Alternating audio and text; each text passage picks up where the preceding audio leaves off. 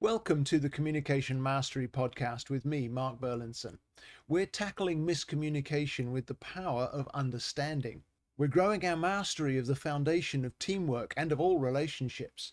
And so I want to ask you to help me spread the word about stronger, more effective communication by inviting some friends to listen along with you. Then discuss what you've learned and give me your feedback. What would you like to hear from us in future episodes so we can make this podcast even more effective?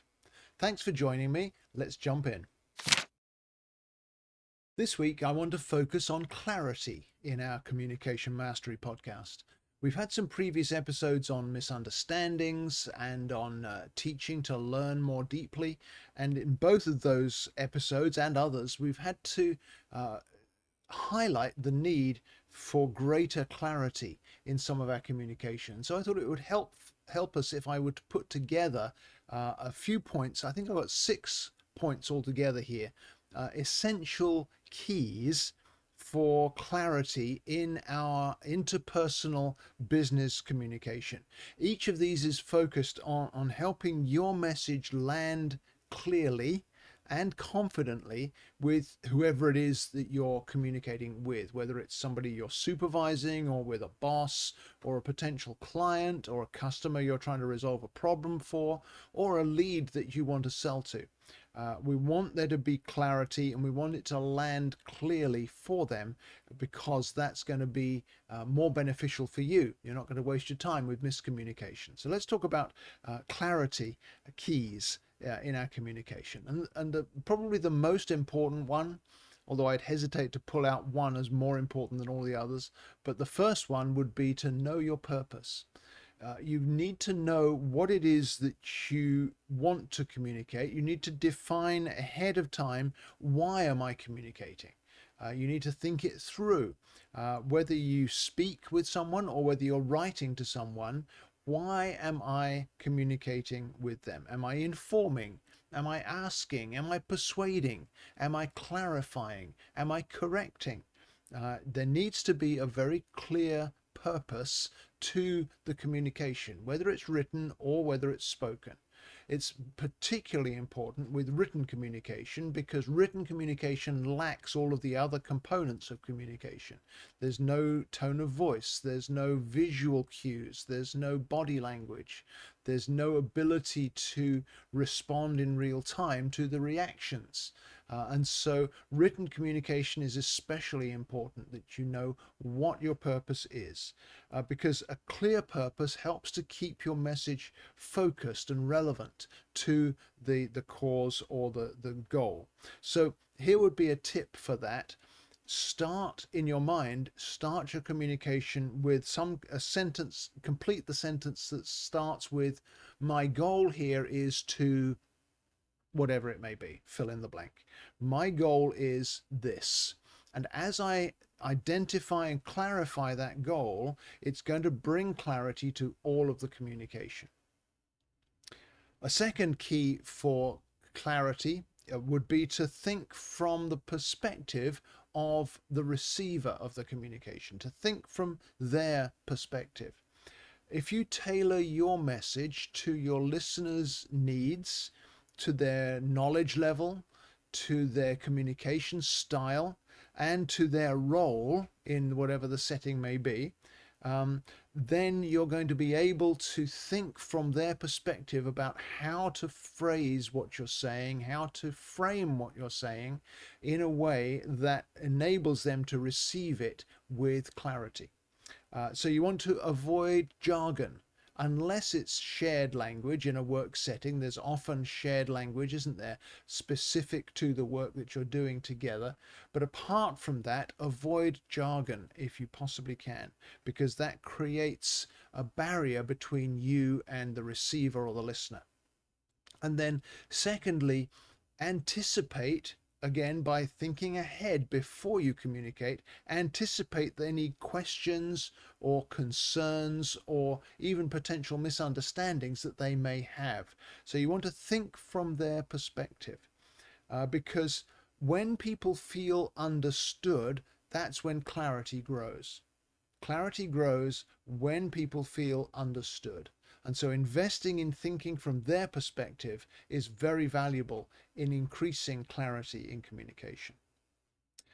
The third key for clarity, especially in business, is to keep it simple and structured.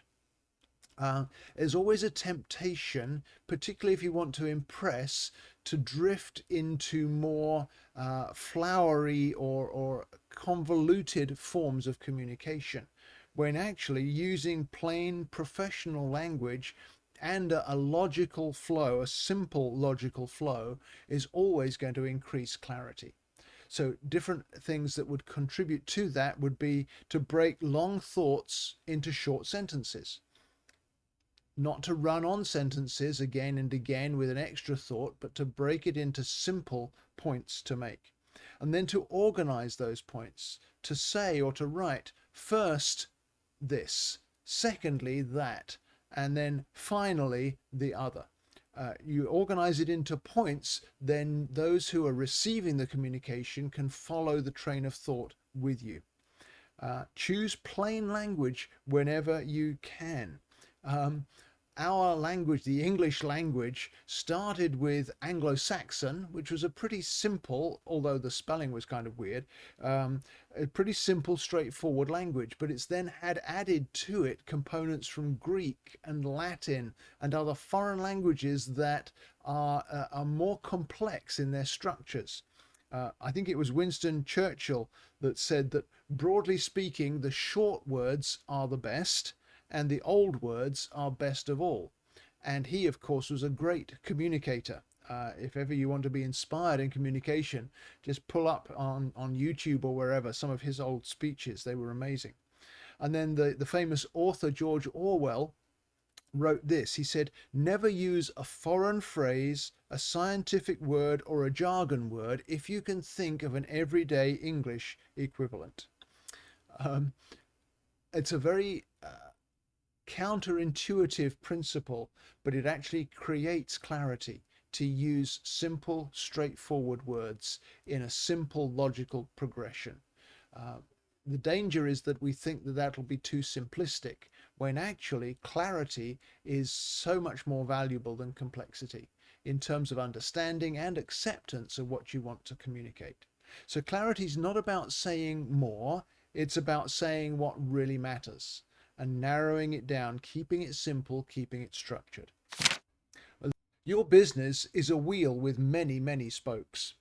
From leadership and management to customer relations and marketing, communication is the hub of that wheel that causes everything else to work effectively.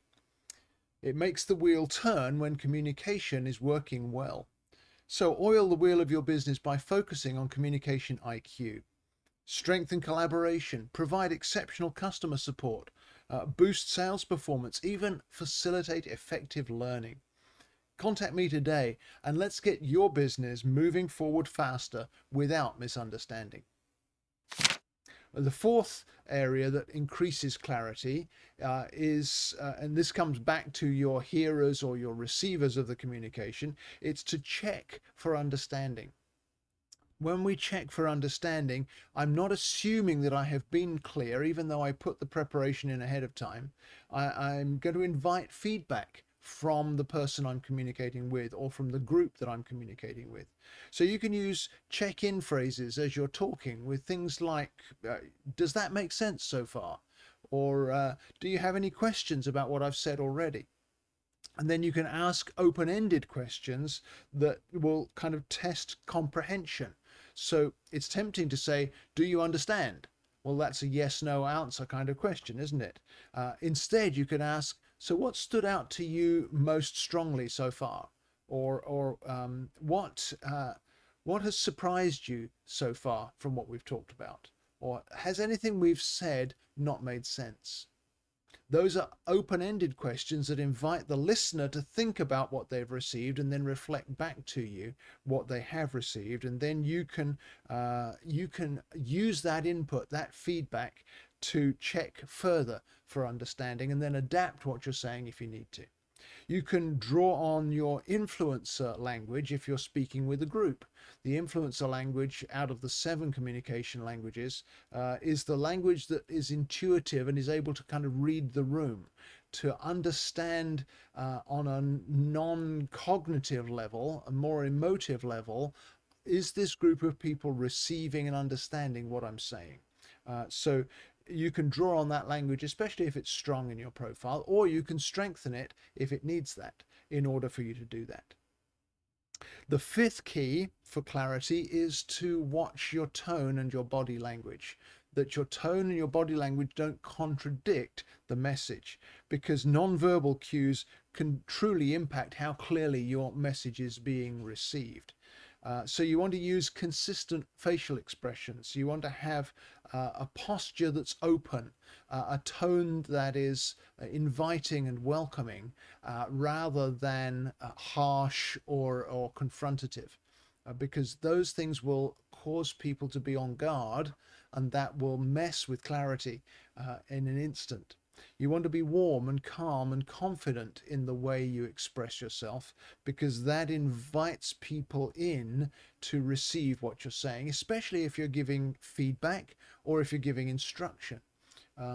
But in any form of communication, being warm and calm and confident really helps, provided you don't then contradict that with maybe closed body language or a tone of voice that implies that there's a disconnect between what you're saying and the way you're saying it. So watching your tone, watching your body language is an important step towards greater clarity.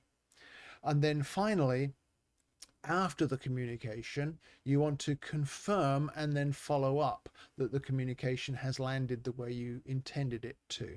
So you want to reinforce key points, maybe if it's with a group of people, with a handout, or reinforce it in writing afterwards, to circulate a document or a summary sheet. There are many artificial intelligence tools these days that can draft one of those for you after any kind of interaction.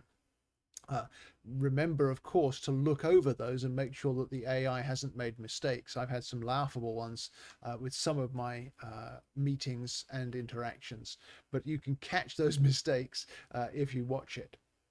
But circulate a decision summary or action steps at the end of a conversation, and then follow up with the people in the group or the person that you've been communicating with. Follow up later to clarify the next steps or to clarify responsibilities, so that you can make sure that what you said has truly landed. So I hope those 6 points have been helpful for you. I actually put another one of my infographics together. You can download this in the show notes. And so if you want to download that and keep it on your desk or for the next interaction you have, or use it in your preparation for the next time you're speaking publicly, I'd love to hear how it goes for you. Use the text me link in the show notes to give me your feedback, to tell me how that went. And I'd also be grateful if you'd leave a review. Has this been helpful to you? Please tell others about the podcast so that we can grow our communication mastery together. That's it for this week. I hope that was clear as we talked about clarity, and we'll see you back here next week for another episode. Thank you so much for listening to today's episode. It would mean a lot to me if you'd rate and review the podcast so it helps more listeners to find us. But also, would you give me your feedback on things you'd like to hear about in future episodes? And remember to share the episode with a friend if you see something that would benefit them as well. You can reach me with feedback through my website at markburlinson.com. Just click on the contact button and send me a message. I respond to everyone personally, and I really want to hear from you. So thank you again for listening, sharing, reviewing, and giving me your feedback.